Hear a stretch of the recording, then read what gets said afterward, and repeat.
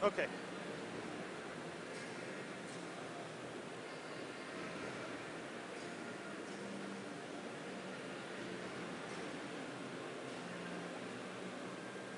Maybe they're still at the opening ceremony trying to get here.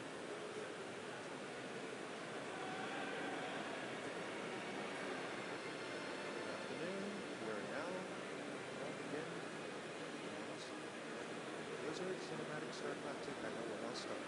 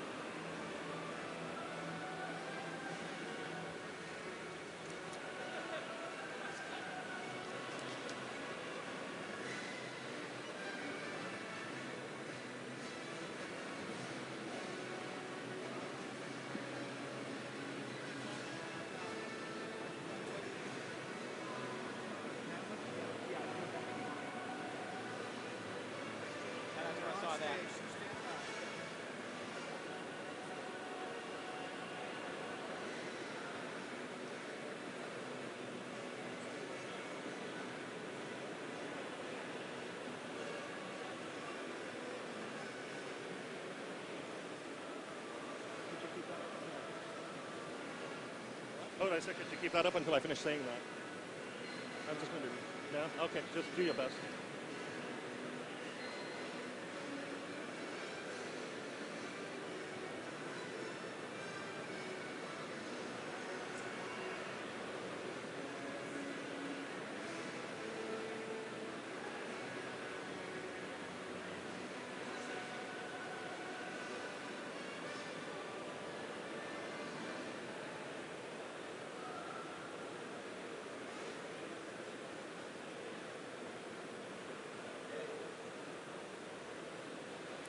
Good afternoon, BlizzCon.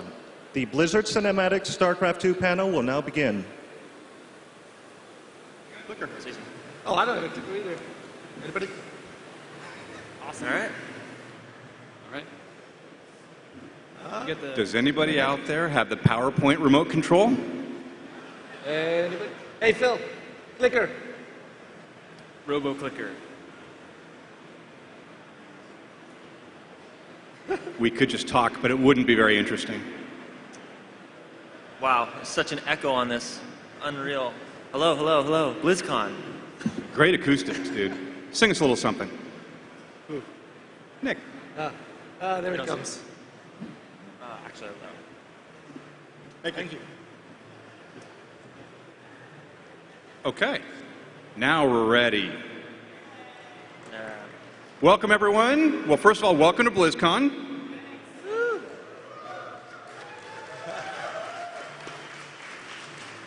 And more specifically, welcome to the StarCraft II Cinematics panel. My name is Scott Goffman. I am the in-game cinematics supervisor for Blizzard, and we're going to talk about how we made some of the cinematics for StarCraft. So, first of all, you all know that StarCraft is a very rich universe.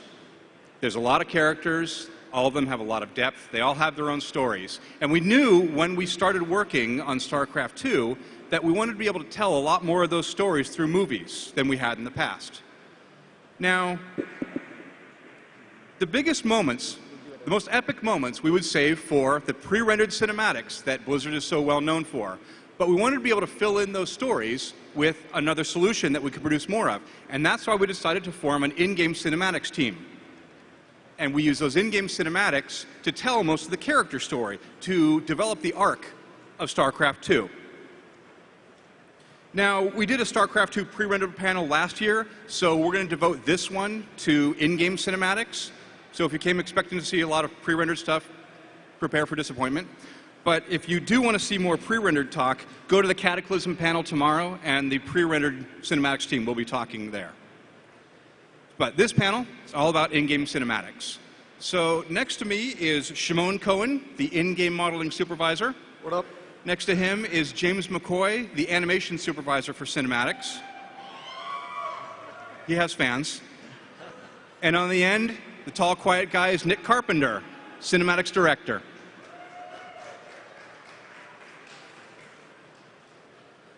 So first of all, what are in-game cinematics? Not everybody's familiar with the term.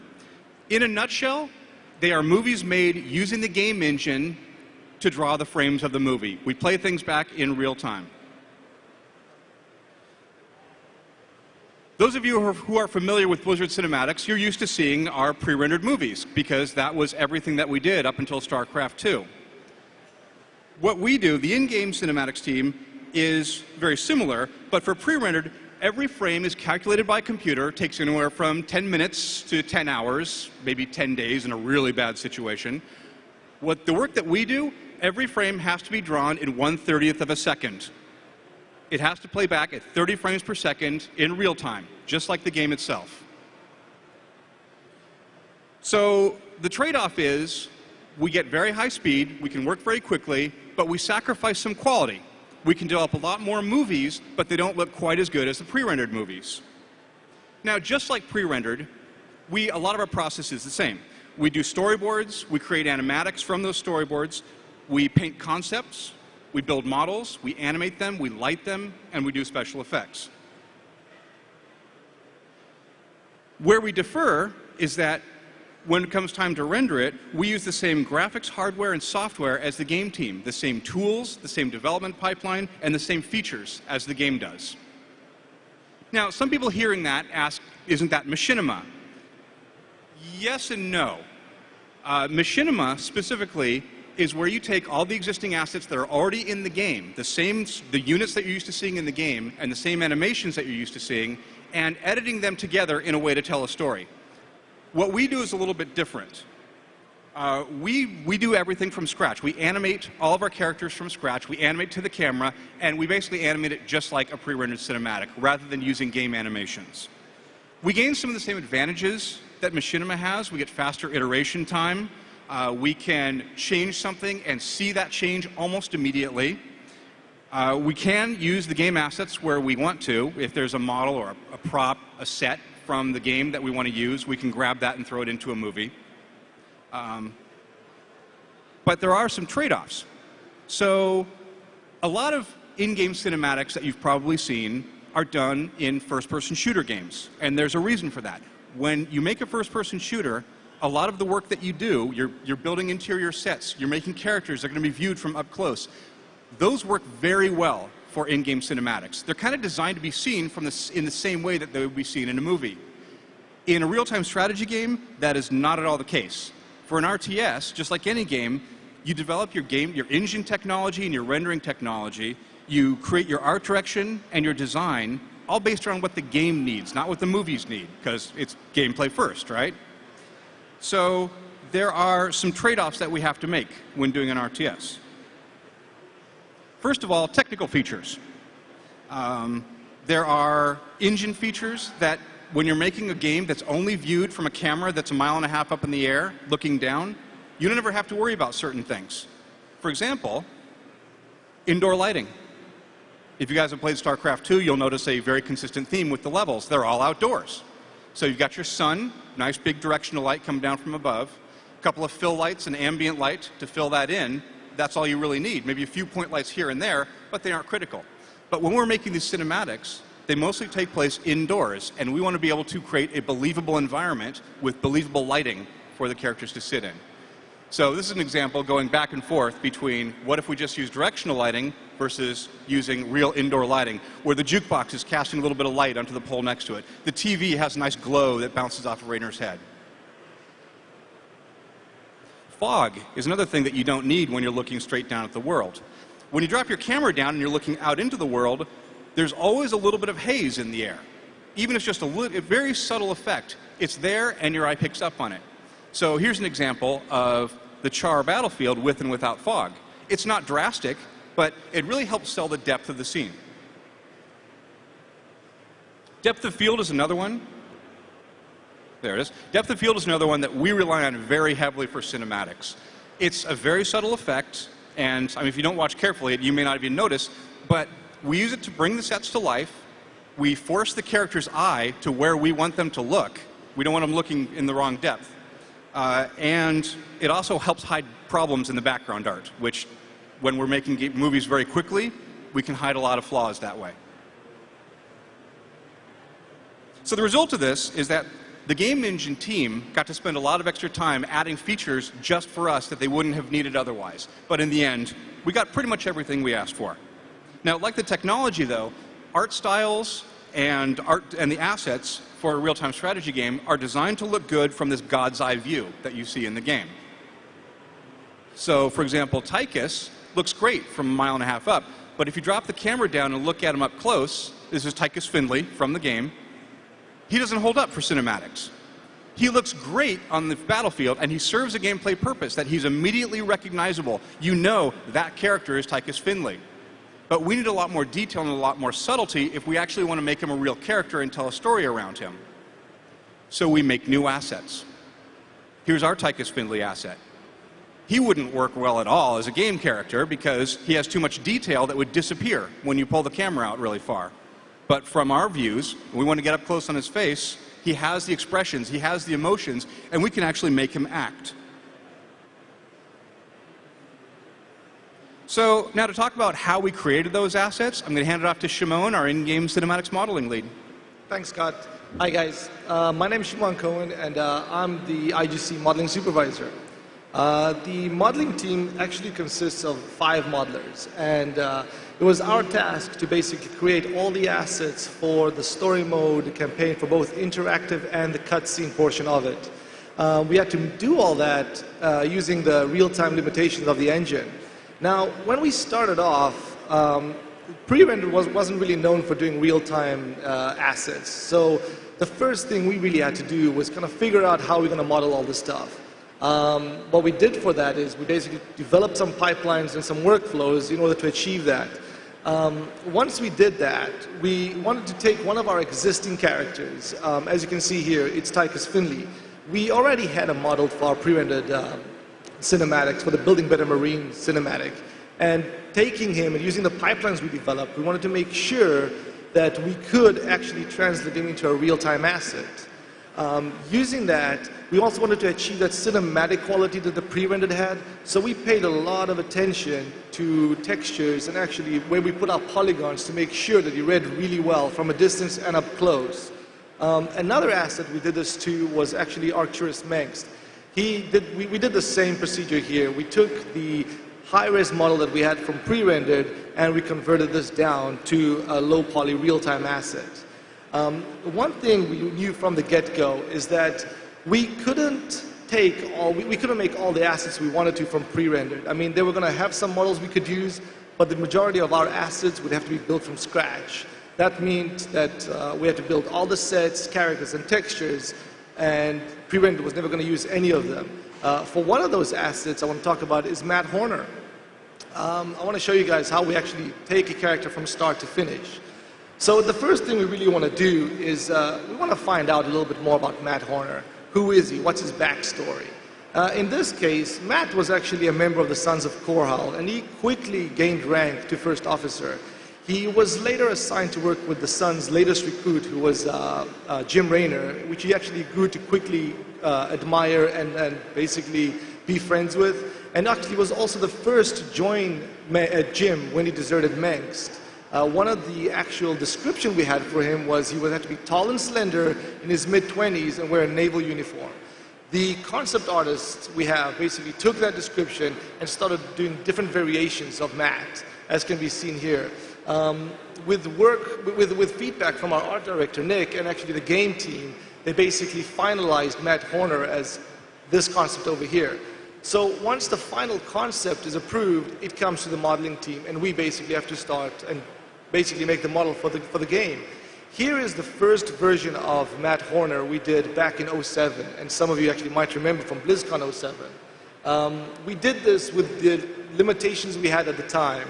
Now, once we did this, we kind of looked at this, and we knew we could make this better. We knew we could push this further, and it didn't capture that cinematic feeling we had in the pre-rendered side. So to achieve that, we needed to go to talk to the game team and basically raise all the limitations up, figure out how can we actually push the boundaries of what we were doing. Once we figured all that out, we decided to take another stab at Matt Horner. Horner 2.0 was born. As you can see here, the biggest changes we'd have was polygon and texture size. it was pretty much tripled for characters. Matt is obviously, we wanted really to convey a sense of likability in the character, and we spent a lot of details on the face to make him memorable and iconic, somebody you'd really remember, as you can see here. We tuned all our shaders and all our textures uniquely per character at that time, so we could achieve this look we were going for. You can see it here as well. And we also really wanted to make sure that these characters all felt unique on their own. And the funny thing is, we didn't also want to throw away some of our old characters. We wanted to use a lot of them. So what did we do with the first one? We basically put a bloodier texture on him, put him in a body bag, and put him on the 5 o'clock news, as you can see here. This was actually on the cinematic for Escape from Marsara on the news. So we like to reuse assets where we can. Now, once we had all these new pipelines developed and all these ways of basically making our stuff better, we wanted to go ahead and redo everything we already did, and that was a big job. Here you can see the bridge, which we also showed at BlizzCon 2007. We basically applied the same techniques as we did with the Horner, redid everything, and as you can see, here's the final bridge, as you can see in the game. We did the same with Jim. This is Jim 1.0, and this is the latest Jim, as can be seen in the game. Marsara Bar is even worse. This is one of our earliest iterations of Marsara Bar. We knew where everything needed to be placed, so we mocked it up, and we built it the way we thought it was going to be laid out. As a final result, this is what it looks like in the game. So, and finally, it's Zeratul. Here's also a before and after of him, shader 1.0 and basically going to 2.0. And finally, as one more thing with the creation, this actually translated all the way to cutscenes. Here's a cutscene that we also showed at BlizzCon 07 of Zeratul Warning, which you guys can see the before and after on completely.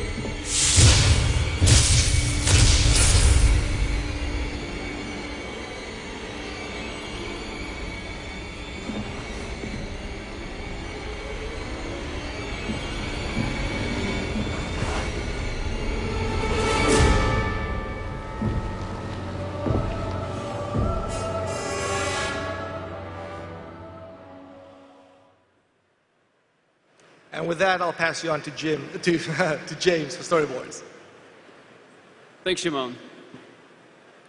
I'm going to take you from storyboard through animation. And to start off, I'm going to use it as an example to our battlefield. Specifically, this cinematic was titled Card to Play. In the beginning, the director and the storyboard artist get together and they make the storyboards. Making drawings and cutting them to music is still, to this day, the best way to create a story in making an animated film. It's fast, it's freeform, there are no creative limitations whatsoever. And that's necessary because there are many different ways to tell one story. Basically, you have a lot of ideas to try before you find the best idea or the right way to tell a story. So I'm going to take you through this next specific clip of this cinematic with sound, and we're going to take it all the way through the pipeline.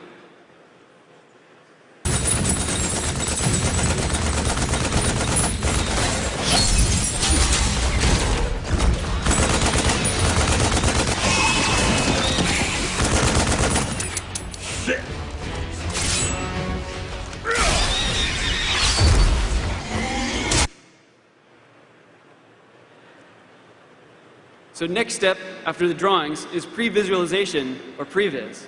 This is what that looks like. This is the process of converting the storyboards into 3D space. It basically describes what is going on. And here, in both the storyboards and the previs, we have General Warfield up against a Zerg rush. He runs out of ammo, he's got to think quickly, and he bayonets one of them, close range. So we have to describe that in 3 dimensions. So the way we do that is we take our characters, we stage them, We give them proper camera angles that reflect the storyboards, and we give them basic actions that were also reflected in the storyboards. And we also have to either maintain or reinforce or improve the pacing that was in the storyboards. So we start simple, and we build complexity on top of that. Hopefully, by this time, we have a good working version in 3D. Then, after that, before we get into any animation, we take a step to the side and do a little bit more planning. At this point, we know exactly what our characters are doing, but we don't know exactly how they're going to do them, their actions. So we do some more planning here. We get in front of the camera, and we practice. We rehearse, we do many takes, and we try different performances. It's our experimentation grounds. During these type of studies, we get to look at the body mechanics. We get to try out the different characteristics as well. We also will look deeper into the lore. For this specific character, General Warfield, we know a little bit about him. We know that he's the top general for Valerian Minx. He's very experienced, lots and lots of combat training and combat experience. He is quick-witted, he's physically strong. So what do we do with that information? We want to make that some of his core characteristics. We want to make performances out of that. So what we decided to do was, for this cinematic, we want to make him likable. We want to put him in battle. We want to show you how he proves his rank, you know, and get the character involved, get you in there. So we also wanted to describe his struggle. He's a top-ranking officer without ammo on the battlefield.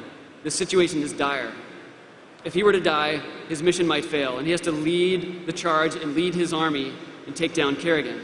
So we definitely wanted to show the struggle, make him show just on the very, very edge of survival in the cinematic. On this particular clip, one of our actors / animators is bayoneting one of the Zerglings, but he doesn't have a Zergling to act against. So the challenge is to come up with something that is a starting point. We get some information about body mechanics and weight in this sort of film, but we have to do the rest in animation. So we get into animation, we take all of our planning, our previs, our storyboards, and this live action reference that we did, we distill it down, we take the most important elements, and then we start animating the scene. Some things get cut out, some things get emphasized. For the first pass animation, our main goal is to take our core elements and our core values of weight, anticipation, and strong posing. And hopefully by this time it's also cutting a little bit better as well in the edit. Next after that we go to our second pass of animation. Here, hopefully we've refined the body mechanics, and we also get a chance to put in some of the core characteristic values that we talked about earlier, like being quick-witted, the struggle, and things like that. To be specific, we wanted to show how he reacts and how strong he reacts, how quickly he reacts after running out of ammunition. He makes a decision, he goes for it, and he fights hand-to-hand combat against the Zerglings. Also, just to show the weight, he has to put his full body weight into the Zergling. And if you watch at the very end, he has a little stutter step. He has to put so much weight into the throw and so much force, he has a little side step, a little stutter step there. By taking all these small ideas and compounding them together, we can overall make a better cinematic. I'm going to play this again with sound.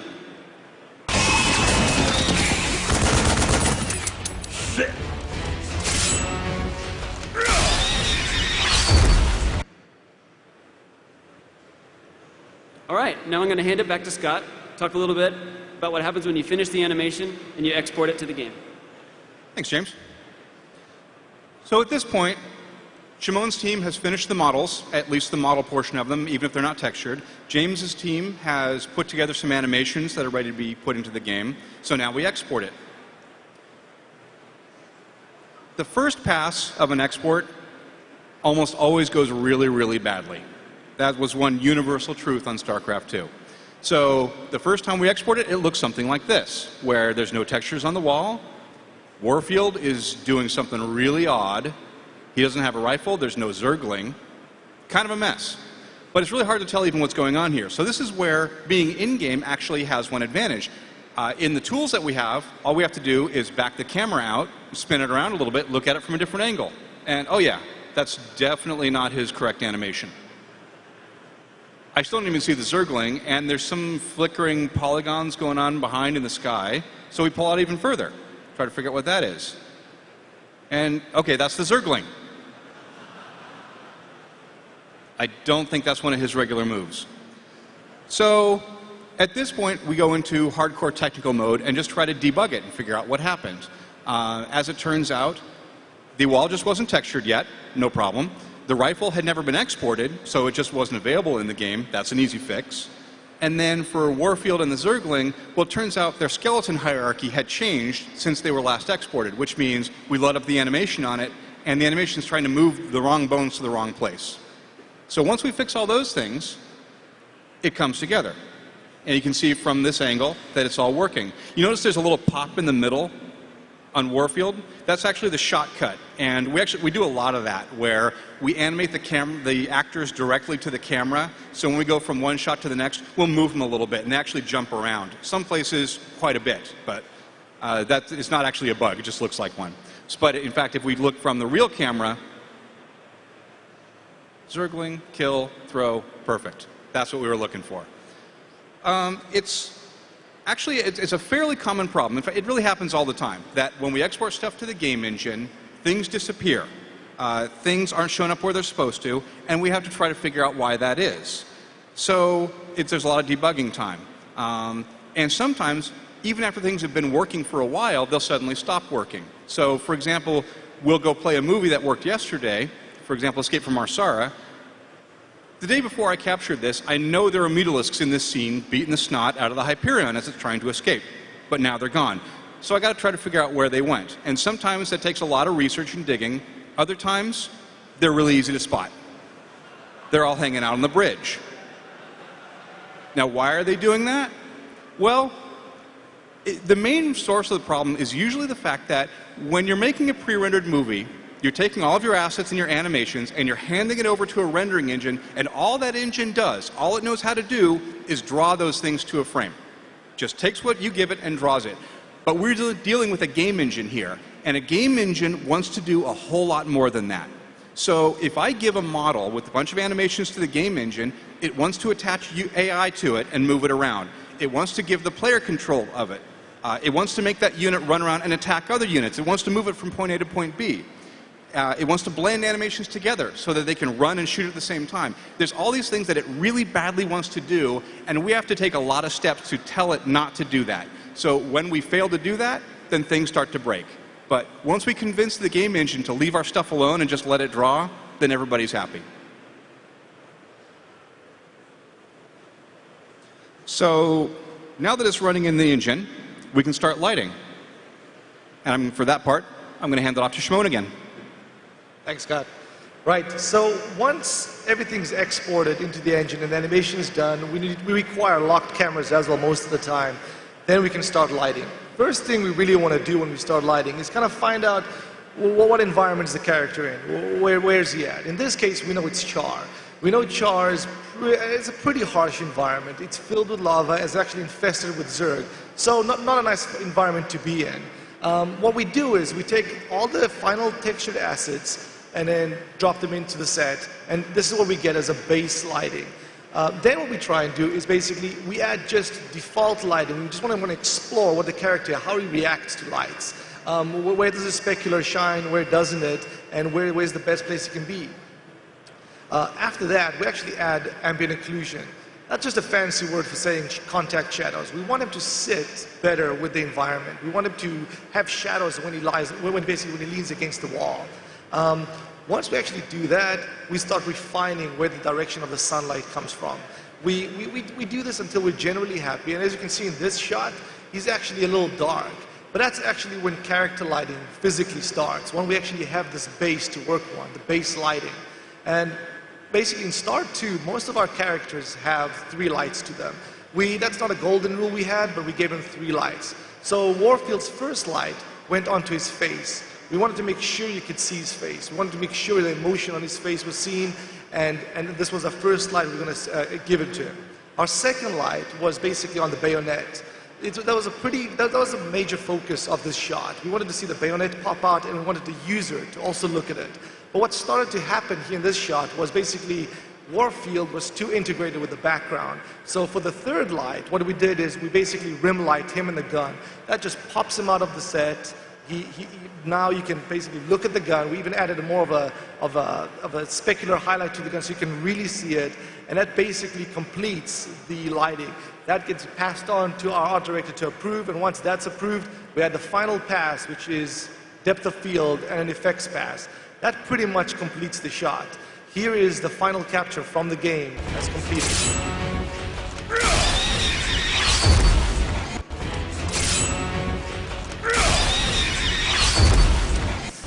And with that, I'll pass you on back to Jane for localization.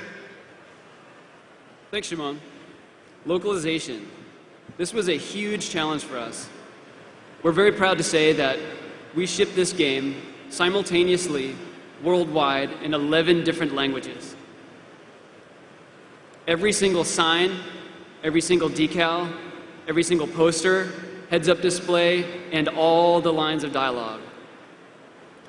Our own localization team, as well as our individual artists and programmers, helped make this happen. So I wanted to show some of this off. Right here I have the next clip is a Korean version of our cinematic Fire and Fury. 생각한대로 작동했으면 좋겠군. 그러게나 말이야. 난 외계 고물 나부랭이 따위에 목을 걸기는 싫다고. 물론 그렇겠지. 하지만 내가 저 물건에 모든 걸 걸었다면 벌써 포기했을 거야. 우리는 서로 믿고 의지했기에. So we had hundreds of lines of dialogue, and we had to figure out a way to animate all these lines of dialogue in the game. So we came up with a solution, and it was to use a piece of software called Face Effects. And what it does is you take a line of text, an audio file, and a properly set up character. You interpolate all of these things, you put them together, and you get something that looks like this. Just a friendly business proposition. Do you even know what the Dominion are doing out here? So we use this type of technology for a lot of the game. But when we use it straight away, just the programming, just the procedural method, we still have some pops. Some of the dialogue runs together. It's a little overly done. So what we do for some of the close-up scenes, we animate on top of it as well. So in the next clip, you might see that some of the pops are taken out. We've abbreviated some of the dialogue. It's a little bit smoother, more convincing. Just a friendly business proposition. Do you even know what the Dominion are doing out here? So one of the other challenges for doing localization was how it was translated. The localization team worked very hard on not necessarily translating word for word, but understanding the inner meaning and then rewriting for that new language. Also, casting. Casting was huge. And to show off the casting, I wanted to demonstrate the Russian version of the same cinematic. Бога, чтобы он сработал так, как мы рассчитываем. Уж лучше бы он сработал. Мне не улыбается рисковать жизнью из-за какой-то инопланетной хреновины. Верно, Тайкус. Но если бы я делал ставку только на артефакт, я бы столько не протянул. Мы в самом центре ада. That just sounds badass. It's Jim Raynor, Tychus, and Warfield, even though they're in Russian, still feels like it has the same essence of character. So, for a moment, I'm going to hand it back to Scott to talk about machinima. So, I talked a little bit about machinima earlier on, and if you're at all interested in that technology, or even in filmmaking in general, and want to find an easy path to do it, I recommend that, first of all, StarCraft II comes with all of the cinematic assets, including the stuff that we've been showing you on screen today, and as well as the tools to make your own machinima. So it's a really great way to get started. Also, at the Cataclysm Cinematics presentation tomorrow, there will be a brief section talking about the history of machinima at Blizzard. And we're also going to be premiering a never-before-seen movie for WoW. And that is also an in-game cinematics piece. So definitely check that out. So before we wait to the Q&A section, we wanted to show you a few deleted scenes and outtakes. James? So we have some deleted scenes and outtakes for you. And this is material that you will never see anywhere else but at BlizzCon. And keep in mind, this material is rough. It was never intended to be, final production material. So there might be missing face animation and missing assets and things like that. Our first one is from the Armory. And what you're going to see is the original Armory set in its original form. And this is a story that we decided to take out because it didn't quite flow with how the game was working. So let's check it out.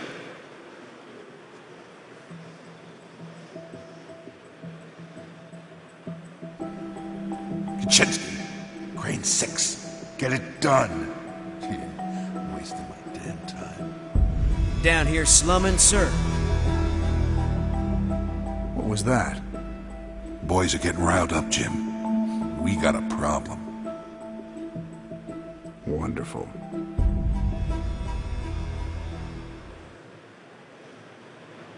This next one is, I guess you would say, the director's cut of a small scene from the cinematic card to play. And see if you can guess why this one was cut. Our rating for this game was T for teen, so we couldn't show this in most countries.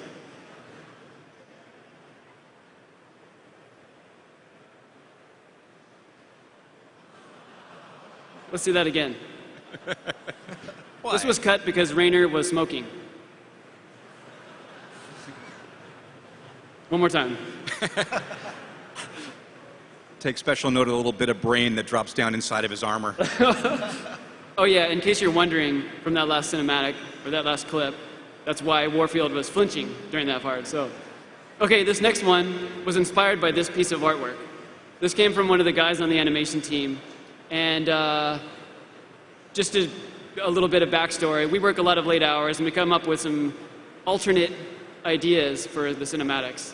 So we were thinking, like, what if Rainer was so badass he could headlock a Hydralisk and dropkick a Zergling while a nuke is going off in the background?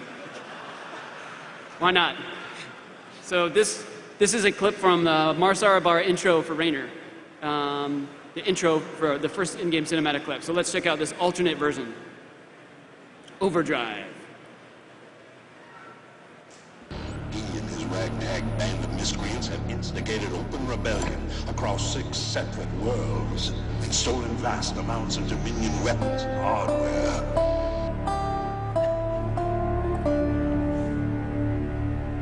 Mengsk is gonna pay for what he did to both of us. I assure you, this criminal will be brought to justice very soon. It ain't over till it's over, you son of a bitch.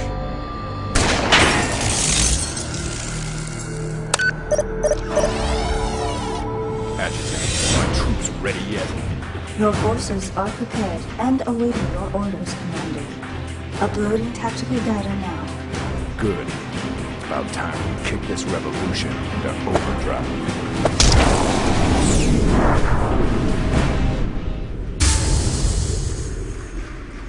Overdrive. All right, you guys remember Dr. Hansen from the single-player campaign?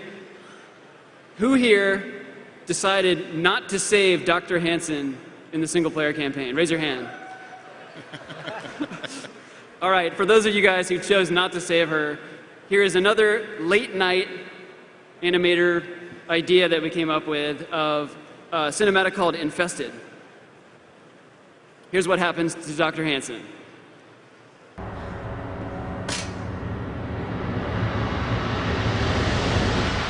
Will you enjoy killing me like you killed my children? You're infested. You're dead already.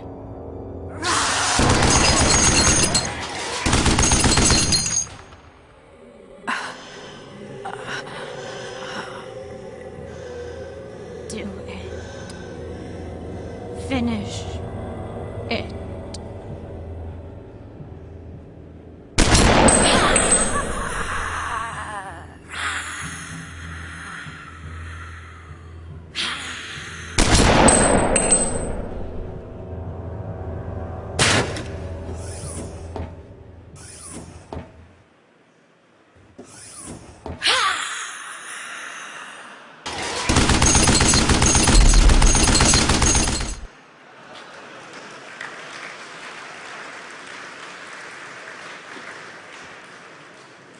All right, for this next one, I just want to describe a little bit about how the guys on the cinematics team, on the in-game cinematics team, wore many hats. It's a small elite ninja team of guys who have to do a lot of different jobs. And the team is very focused on story, and it's a very, very fast pipeline. What I mean by pipeline, I mean workflow. And there are assets moving through very, very quickly. So at one week, we had to show this cinematic to Nick, who's sitting right beside me. And we were missing some characters. We didn't have models for certain characters yet. We had Valerian, we had Raynor, we had Warfield, but we didn't have Arcturus Manx yet. And we had to show something to Nick. And we were a little worried. So part of being an animator on the team is you have to be very inventive. So here's what we showed Nick without giving any warning in our dailies meeting. Speaking of which, you might particularly enjoy this next step. Valerian, I just received a report. You've taken half the fleet. Care to explain yourself, boy? Father, I am about to accomplish that which you never could. Today, I will defeat the Queen of Blades and secure peace throughout the Dominion. By this act, the people will finally know that I am a worthy successor to you. I love your gumption, son, but you're in way over your head. What makes you think you have the experience? He ain't alone, Arcturus. Raynor, I don't know what gutter my son fished you out of, but even you've got to realize that that treacherous bitch cannot be saved. And neither can you. We'll see about that. And when this is over, you and me got a score to settle. I love that you guys spent more time animating the ball than you did Valerian or Raynor. Well, just wanted to say thank you for the in-game cinematics team for all your hard work, and thanks for everybody for playing StarCraft II. And we'll open up for questions now.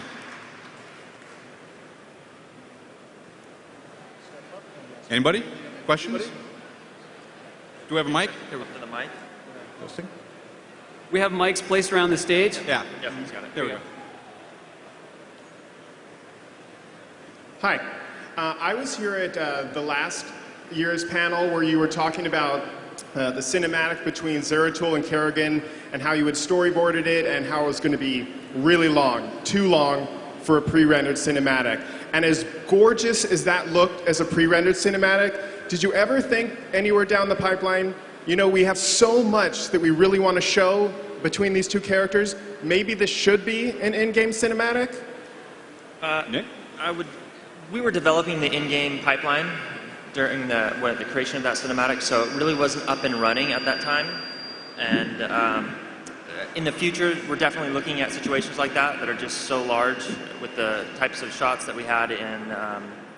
backing up, just real quick so you understand, like James was saying, the pipeline for in-game is so fast as a director. It allows us to move so quickly and focus on story and not worry about shot numbers. And in the pre-rendered pipe, we actually count how many shots we have. And it's extremely limiting, right? So in the future, situations like that, when we're going to tell a huge operatic story between two characters fighting or something like that, we'd probably consider putting in the in-game pipeline. So yeah, in the future, definitely.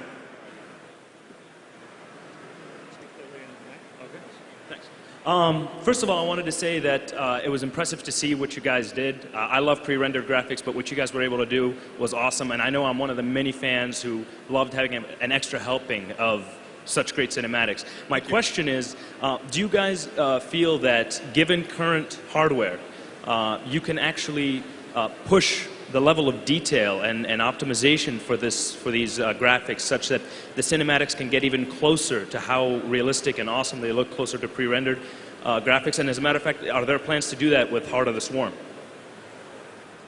As a matter of fact, we do have plans to add some new graphical features. We do think we can push it a little further than we have in the past. That said, though, one of Blizzard's mandates that kind of helps set us apart from other PC gaming companies is that we want our games to be accessible to a really wide audience. We want as many people as possible to be able to play these movies back. So that means that at our highest quality settings, we can add crazy levels of features and really cool stuff, but we have to make sure the movies still work without those. So any features that we add can't be critical to the storytelling.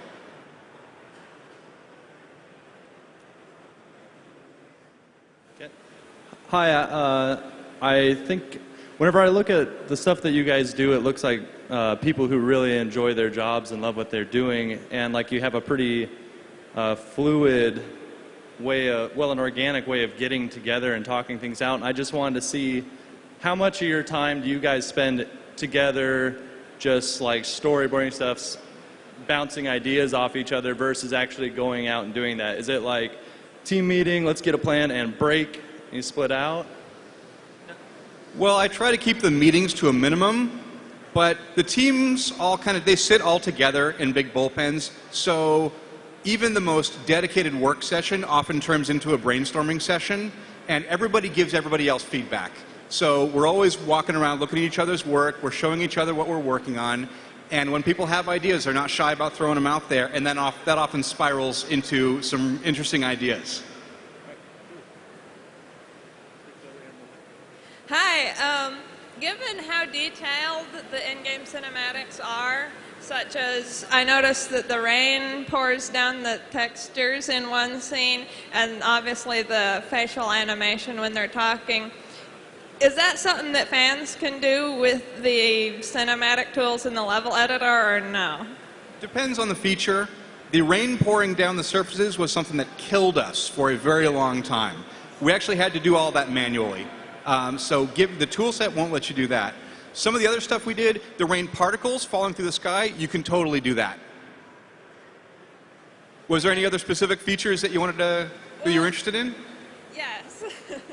The voices and stuff. I mean, obviously anyone could record their own voice and do the acting, but what about the lip syncing? Is that something you can actually take the faces of the characters and animate it in that detail? I don't think so. I'm not positive, though. I don't think you can quite do that. We use face effects, probably not included in all that the package, but if you were to get face effects on your own, you may be able to do that. Yeah. Thank you. All right, so when it came to Warcraft 3, you guys used a lot of schematics instead of in-game renders, and used a lot of, pre-rendered movies. I'm kind of wondering, why at that point, that was really the last game that you chose to go that way only and started to go more in-game movies, kind of like back what you were saying with a few questions before, where you can only make the movies so detailed because every computer has to be able to play them at different settings, and you can only do so much stuff. With that hurdle, why is it still that you chose to go this route versus all pre-rendered, the best looking you can make movies and in-game schematics? Well, up until StarCraft II, all of the in-game storytelling was done by the game team. If there was a scene where within the game two characters started talking to each other and they needed to develop the story arc, the game team would create that. But that takes the game team away from what they're best at, making the game. And we do have a department where all we do is make movies. So we figured it made sense to create a team that could create a large amount of content for these games. Now, on the pre-rendered side, those movies that look so amazing, they look so good because they take a really long time to make. And that means that the number of minutes we can produce is limited unless we wanted to grow the team to a really insane size. And we don't want to do that. We like the culture that we have and don't want to blow up the team so big that it changes. So the compromise that seemed to be a win-win for everyone was having a dedicated team that just makes in-game cinematics. All right. That was my question. Thanks. Hey, is there any plans to make a longer cinematic for the games, like 30 minutes plus? For StarCraft II? In general. We've talked about doing downloadable content. We've talked about doing episodic TV shows. We've talked a lot, I guess, is the bottom line. If we can ever get to the point where we can fully support the teams as we need to, and also be developing additional content on the side, we would definitely be interested in doing it, but we're not there yet. All right. Thanks. What's going on? We just want to find out when the Overdrive t-shirt is coming out. That's what we want. I think you've got an IP there that you need to tap into. Thanks. Great.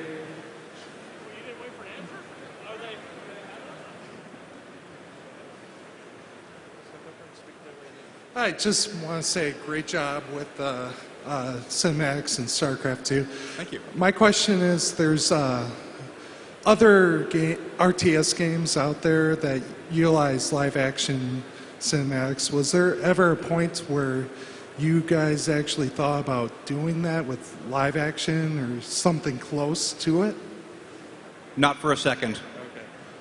It's not something that we do at Blizzard, and our opinion is that it doesn't yield the results that we would like.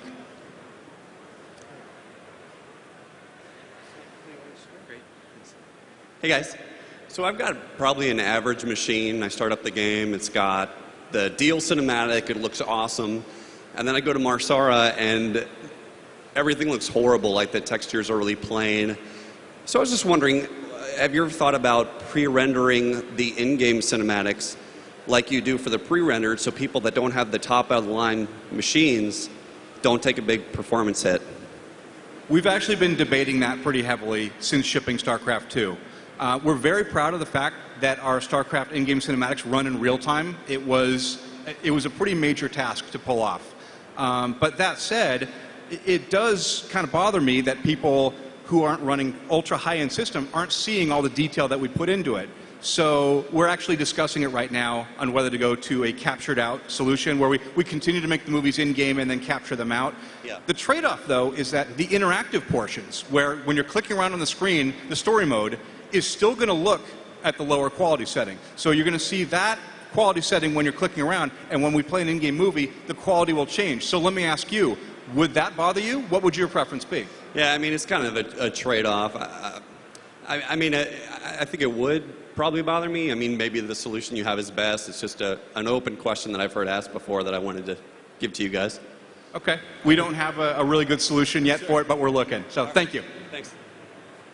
Okay, we have time for a few more questions. I got a question about the lighting of the scenes. Like, similar towards your animation, you would change the animation per shot. Are you changing the lighting per shot, or is it a general scene lighting? Yeah, no, we change the light for every shot. Every shot is pretty much rendered from scratch. We, in most cases, even change the direction of the sunlight just to get that look we want in every shot. So yeah, it's pretty much shot per shot. Very cool. I like that people are moving towards looking towards the camera and lighting from that angle. It makes a huge difference. Awesome, thanks. Hi, I was just curious. I assume you storyboard the entire story before deciding to do an in-game cinematic or pre-rendered cinematic, and I was just curious, do you have criterion for what becomes pre-rendered and what becomes an in-game cinematic? Are there scenes that are so epic in scope they have to be pre-rendered versus what becomes in-game? I think you actually just described it pretty well. We make the decision on what is pre-rendered and what is in-game before we get to the storyboard stage, when it's still just it's stories on paper. And at that point, we try to figure out the overall layout of where each movie is going to land in the game. We know that we want to open with a pre-rendered cinematic. We know that we want to finish with a pre-rendered cinematic. And then we try to figure out how much time do we have to create more pre-rendereds in the middle and make sure that we space them out well enough. Once we figure that out, we pick the most epic moments that we can find and make those the pre-rendered movies. Thanks. Okay, we have time for one more question. Hi, you had mentioned before that you had to triple the amount of polys that you used for the cinematics. I was wondering for, either the cinematics or maybe a portfolio piece, how many polys you're looking for a good character. Well, for the character pieces, when we started, we were about 4,000 polys. And then the highest character we probably had around 20,000. As for the sets, we went from about 10,000 close to 150,000. So, I mean, when we look at portfolio pieces, I mean, if you're talking about in-game sort of stuff, we are looking at the higher end range, around the 20,000 mark. Polygon is probably what we were looking for, yeah. For a character? For a character? 20,000? For a character, yeah. Okay. Thank you. Cool. Thank you for your time. The next panel will be StarCraft II, Secrets of the Masters. Please give a round of applause to our in-game cinematics team. Thank you, guys. Thank you, everyone. Did you get to answer any questions?